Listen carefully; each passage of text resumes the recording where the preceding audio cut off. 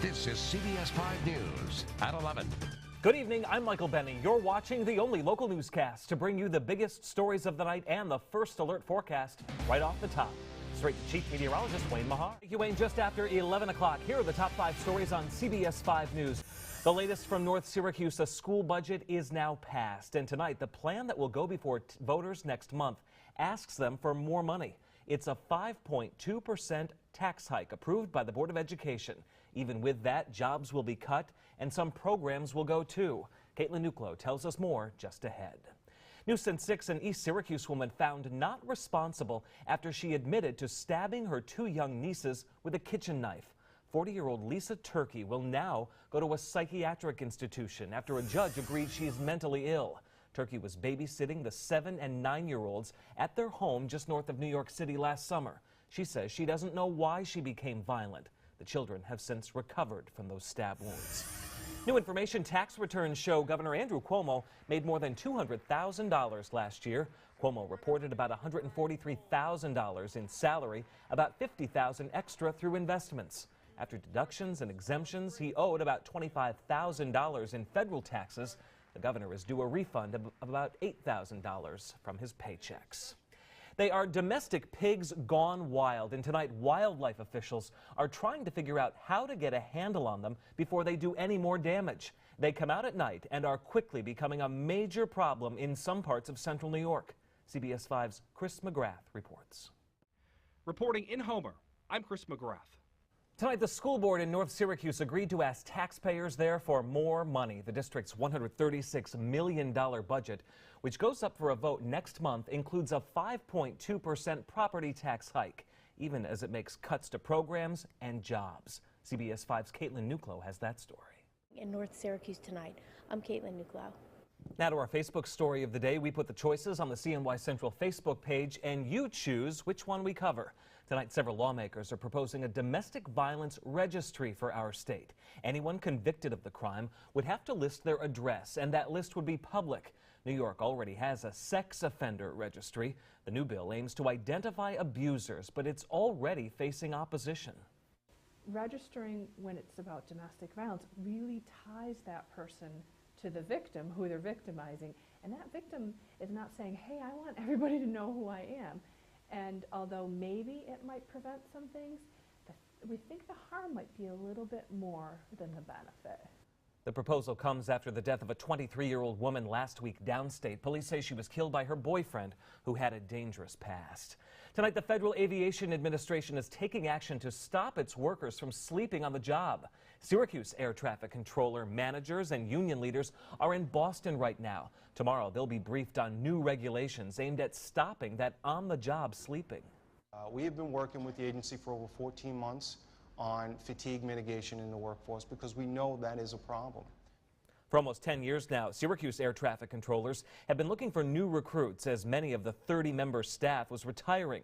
In 2005, the FAA proposed closing down overnight operations at Hancock and in other upstate cities in order to save millions, but that move was rejected. Coming up on CBS 5 at 11, another Central New Yorker with a big complaint about a law firm dealing with mortgage trouble. Jim Kenyon's investigation has just widened. The story coming up. Next, the top story from across the country, horrific damage and almost 50 people killed. The storms are now considered historic, and we'll take you to the worst of it next. And The Late Show with David Letterman coming up at 11:35. Chris Rock is on tonight. We'll be right back.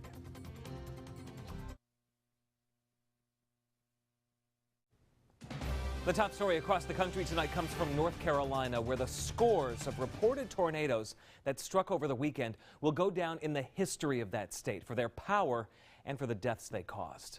Manuel Gallegos reports. Manuel Gallegos, CBS News, Raleigh, North Carolina. More local news now. It's been 2 weeks since it filed for bankruptcy, but the Syracuse Symphony Orchestra will perform again. The musicians are giving a free thank you concert next Wednesday night at 7:30 at West Genesee High School. That's the day world-renowned cellist Yo-Yo Ma was set to perform to celebrate the orchestra's 50th anniversary.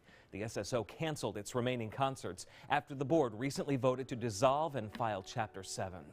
Tomorrow, a vote will be held for public hearings to open up a new grocery store here at Valley Plaza in Syracuse. Tops is now working with developers and the city to open a new grocery store vacated years ago when the old P&C closed. This is a part of the city where there are not any other grocery stores in walking distance. That's been a hardship for a lot of people. Hundreds of people gathered at SUNY Oswego today to remember Nathan Williams, a Navy lieutenant who died in a training flight crash in California. That's Williams' high school music teacher playing in the lieutenant's memory at Sheldon Hall on the campus of SUNY Oswego. Williams, a class of 2000 graduate from Oswego High, where he was a standout musician. Today, family, friends, and colleagues remembered him as a dedicated professional. After the service, an honor guard saluted the flag-draped casket as it was carried down the steps of Sheldon Hall. The burial followed at Riverside Cemetery in Oswego. Williams served as a weapons officer who flew combat missions in Afghanistan. His commanding officer there said his actions saved countless lives on the ground. The Syracuse Regional Police Academy opened its new training for new recruits, welcoming 23 Syracuse police recruits and 20 others from outside agencies at a ceremony at the Public Safety Building. The 26-week training course is set to finish in October. The officers will be trained in rural, urban, and suburban settings. Coming up on CBS. Now to a CBS 5 exclusive. The investigation is widening into a Buffalo area law firm accused by Central New York homeowners of strong-arming those in mortgage trouble. For years now, our Jim Kenyon has been following the story of Marie Treat of Auburn. She says the Baum law firm wrecked her life, refusing to acknowledge the proof that she was making payments. The state attorney general's office is on the case, and now another homeowner says he was a victim too. CBS 5's Jim Kenyon reports. Jim Kenyon reporting. We have the top stories and the forecast in the nightcap coming up next. The Late Show starts in 4 minutes. Here's the nightcap before we go, and here's Wayne Mahar. Thank you, Wayne. Tonight, the North Syracuse School Board agreed to ask taxpayers there for more money. The district's $136 million budget includes a 5.2% property tax hike, in addition to cutting some jobs and programs. It means homeowners will pay $107 more a year for every $100,000 of assessed value on their home. Tonight's proposed budget goes up for a public vote next month. Wild hogs are running around central New York, breeding in Onondaga, Cortland, and Tioga counties. They come out at night and feed on crops. The U.S. Department of Agriculture is warning they carry disease. Tonight on a farm in Homer, the owner told us he's seen evidence of them tearing into his corn crop.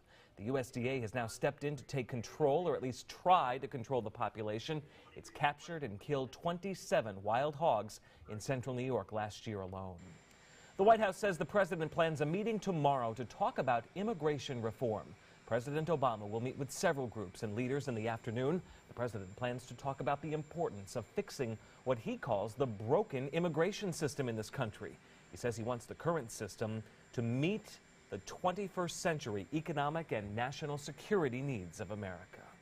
Thanks for watching CBS 5 News at 11 tonight. I'm Michael Benny. For updates overnight or anytime, you'll always find a connection to what's happening now at cnycentral.com. Good night.